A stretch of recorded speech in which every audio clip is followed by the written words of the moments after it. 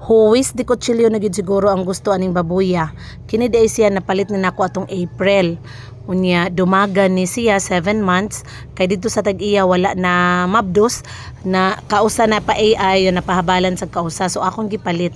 Nagtuo ko og ari nako akong gikondisyon, gipurga with the vitamins A, D, E.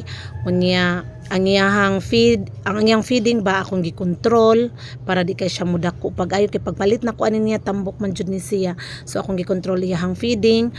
Nagtuo ko og paglandi niya akong gipabarakuhan, mabuntis siya pero wala gyud. Dayon after 21 days namiga na sad siya balik, wala gyud. So kaduha na nako siya napabarakuhan. Karon na sad ika 21 days ron niya mura man sad namiga na sad siya balik. Uy, unsaon ko na lang jud gani, murag gipulan na jud ko ani niya ay unya humanabi ani gikondisyon ko na gyud niyang lawas na purga na gani niya siya. Unya murag laay manangingon ani oy. Unsaon ko na lang kani ipahuwis di kutsilyo ko na lang gyud siguro ni ibaligya aron makarne himong chicharon.